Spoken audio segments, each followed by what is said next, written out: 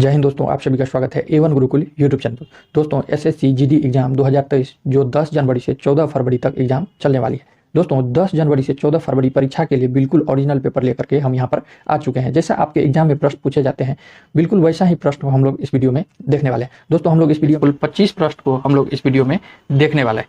तो दोस्तों सारे के सारे प्रश्न महत्वपूर्ण है, इंपॉर्टेंट है, इसलिए सभी प्रश्न को ध्यान से देखते हुए और याद करते हुए चलना है। दोस्तों वीडियो शुरू करने से पहले जो लोग हमारे चैनल पर पहली बार आए हैं चैनल को जरूर सब्सक्राइब करें, साथ में बेल आइकन प्रेस कर ले ताकि आगे आने वाले वीडियो का नोटिफिकेशन आपको सबसे पहले मिले। चलिए दोस्तों शुरू करते हैं आज का पहला प्रश्न। पहला प्रश्न है, सुंदरवन मुख्यतः किस वन्य प्राणी के लिए संरक्षित है यानी कि सुरक्षित है? ऑप्शन है चीता, बाघ, हिरण या गेंडा। तो यह बाघ के लिए संरक्षित है। क्या है? बाघ के लिए सुंदरवन मुख्य रूप से सुरक्षित है। ऑप्शन बी इस क्वेश्चन का राइट आंसर हो जाएगा। दूसरा नंबर प्रश्न है, सिपाहियों का प्रसिद्ध विद्रोह कब हुआ था? ऑप्शन है 1826 ईस्वी में, 1857 ईस्वी में, 1841 ईस्वी में या 1921 ईस्वी में। तो सिपाहियों का प्रसिद्ध विद्रोह 1857 ईस्वी में हुआ था। ऑप्शन बी इस क्वेश्चन का राइट आंसर हो जाएगा। तीसरा नंबर प्रश्न है, निम्न में से कौन बरसाती नदी है? निम्न में से कौन बरसाती नदी है? ऑप्शन है झेलम, गंगा, गोदावरी या व्यास। तो यह व्यास नदी जो है यह बरसाती नदी है। बरसात के समय में इसमें पानी आता है। अब इस क्वेश्चन का right answer option D correct हो जाएगा। चौथा नंबर प्रश्न है, भारत किस गोलार्ध में पड़ता है? उत्तरी गोलार्ध, दक्षिणी गोलार्ध या उत्तरी ध्रुव या दक्षिणी ध्रुव। तो यह भारत उत्तरी गोलार्ध में आता है। उत्तरी गोलार्ध में यह क्या होता है? तो यह पड़ता है। ऑप्शन ए इस क्वेश्चन का राइट आंसर हो जाएगा। नेक्स्ट प्रश्न है, सबसे अधिक ओजोन कहाँ पाया जाता है? ऑप्शन है क्षोभ मंडल, ओजोन मंडल में, समताप मंडल में या बहिर्मंडल में। तो सबसे अधिक ओजोन क्या होता है? तो यह समताप मंडल में पाया जाता है। किसमें पाया जाता है? तो समताप मंडल में पाया जाता है। ऑप्शन सी इस क्वेश्चन का राइट आंसर हो जाएगा। छठा नंबर प्रश्न है, उड़ीसा में सबसे अधिक कौन सा खनिज पाया जाता है? ऑप्शन है लोह, कोयला, बॉक्साइट या मैग्नीज। तो उड़ीसा में सबसे अधिक लोह पाया जाता है। क्या पाया जाता है? यह लोह पाया जाता है। ऑप्शन ए इस क्वेश्चन का राइट आंसर हो जाएगा। सातवां नंबर प्रश्न है, इंटीग्रल कोच फैक्ट्री कहाँ है? ऑप्शन है कपूरथला, वाराणसी, पेरम्बूर, चितरंजन। तो यह कहाँ है? तो यह पेरम्बूर में है। कहाँ है? पेरम्बूर में है। ऑप्शन सी इस क्वेश्चन का राइट आंसर हो जाएगा। नेक्स्ट प्रश्न है, आठवां नंबर प्रश्न है, भारी जल D2O परियोजना कहाँ स्थित है? ऑप्शन है तालचर, कटक, भुवनेश्वर में या पुरी में। तो यह कहाँ है? तो यह भारी जल का परियोजना तालचर में स्थित है। कहाँ पर है? यह तालचर में स्थित है। ऑप्शन ए करेक्ट हो जाएगा।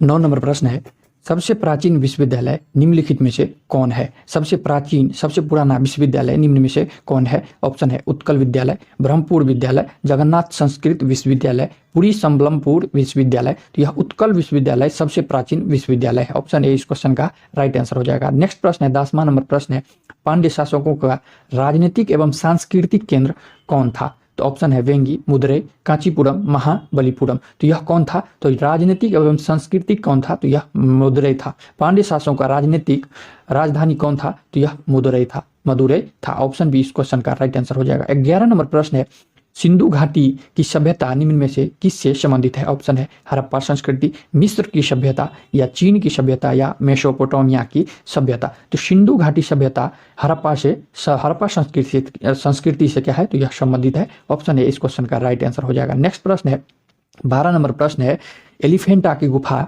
कहाँ है? महाराष्ट्र, मध्य प्रदेश, तमिलनाडु या उड़ीसा में। तो यह एलिफेंटा की गुफा महाराष्ट्र में स्थित है। कहाँ पर है? तो यह महाराष्ट्र में है। 13 नंबर प्रश्न है, संविधान का संशोधन कौन कर सकता है? संविधान का संशोधन कौन कर सकता है? ऑप्शन है राष्ट्रपति, सांसद, प्रधानमंत्री या मंत्रिपरिषद। तो संविधान का संशोधन कौन कर सकता है? तो यह संसद कर सकता है। ऑप्शन बी इस क्वेश्चन का राइट आंसर हो जाएगा। दोस्तों VVI कर लीजिएगा, ये बहुत ही महत्वपूर्ण इंपॉर्टेंट है, बहुत ही महत्वपूर्ण प्रश्न है। ऑप्शन बी इस क्वेश्चन का राइट आंसर हो जाएगा। 14 नंबर प्रश्न है, पुस्तक गीतांजलि के लेखक कौन है? ऑप्शन है बंकिम चंद्र चटर्जी, रविंद्रनाथ टैगोर, अमृता प्रीतम या प्रेमचंद। तो यह पुस्तक गीतांजलि रविंद्रनाथ टैगोर जी के पुस्तक है। इसी पुस्तक के लिए भारत में प्रथम नोबेल पुरस्कार इसी पुस्तक के लिए इन्हें दिया गया था। प्रथम बार भारत में प्रथम नोबेल पुरस्कार कभी दिया गया था? तो यह 1913 ईस्वी में रविंद्रनाथ टैगोर जी को भारत में प्रथम नोबेल पुरस्कार दिया गया था। किसके लिए? तो यह गीतांजलि पुस्तक के लिए। ऑप्शन बी इस क्वेश्चन का राइट आंसर हो जाएगा। आप लोग इसे भी ध्यान रखेंगे। नेक्स्ट प्रश्न है, अंतर्राष्ट्रीय मुद्रा कोष का मुख्यालय कहाँ स्थित है? ऑप्शन है Washington DC, Geneva, the Hague या लंदन। तो अंतर्राष्ट्रीय मुद्रा कोष का मुख्यालय वाशिंगटन DC में है। कहाँ पर है? तो यह वाशिंगटन DC में है। ऑप्शन ए इस क्वेश्चन का राइट आंसर हो जाएगा। नेक्स्ट 16 नंबर प्रश्न है, दास प्रथा के उन्मूलन के संबंध गवर्नर जनरल कौन थे? ऑप्शन है कॉर्नवालिस, एनबरो, डलहौजी या रिपन। तो यह दास प्रथा के उन्मूलन के समय भारत में गवर्नर जनरल कौन थे? तो यह एनबरो थे। दास प्रथा जब भारत में अवैध घोषित कर दिया, उस समय भारत का गवर्नर जनरल एनबरो थे।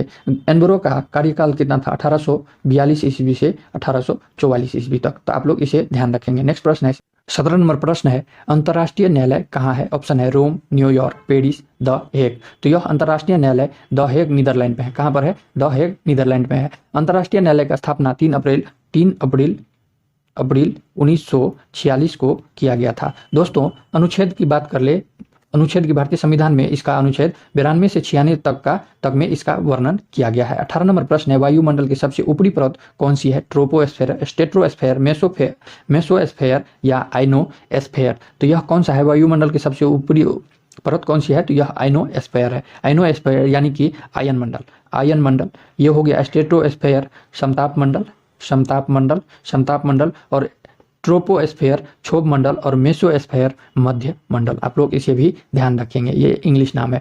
19 नंबर प्रश्न है, भारत में सबसे पहली जनगणना कब की गई थी? ऑप्शन है 1872 ईस्वी, 1881 ईस्वी, 1911 ईस्वी में या 1921 ईस्वी में। भारत में पहली बार जनगणना 1872 ईस्वी में किया गया था। ऑप्शन है इस क्वेश्चन का राइट आंसर हो जाएगा। 20वां नंबर प्रश्न है, भारत में कितने भूभाग वन से आच्छादित है? भारत में कितने भूभाग पर वन आच्छादित है? तो यह ऑप्शन है 16.999%, 18.99%, 27.08%, डी है 40.21%। तो भारत में 18.99% वन क्या है? आच्छादित है। ऑप्शन बी इस क्वेश्चन का राइट आंसर हो जाएगा। 21 नंबर प्रश्न है, भारत का सबसे बड़ा तथा पुराना नौसेना जहाज कौन था? ऑप्शन है विक्रांत, विराट, सम्राट या हंस। तो भारत का सबसे बड़ा और पुराना नौसेना क्या कौन था? तो यह विक्रांत था। कौन था? विक्रांत था। ऑप्शन ए इस क्वेश्चन का राइट आंसर हो जाएगा। 22वां नंबर प्रश्न है, भारत का जमीन से जमीन मार करने वाला मिसाइल कौन सा है? ऑप्शन है पृथ्वी, सुखोई, हंसराज या नाग। तो यह पृथ्वी जो है जमीन से जमीन मार करने वाला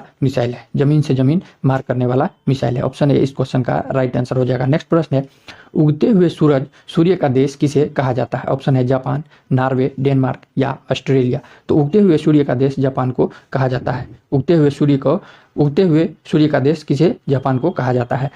24 नंबर प्रश्न है, भारत की प्रथम महिला आईपीएस कौन बनी? भारत की प्रथम महिला आईपीएस कौन बनी है? तो यह आरती शाह, रामा देवी, किरण बेदी या सुनीता विलियम्स। तो यह भारत की प्रथम आईपीएस किरण बेदी थी। कौन थी? किरण बेदी। ऑप्शन सी इस क्वेश्चन का राइट आंसर हो जाएगा।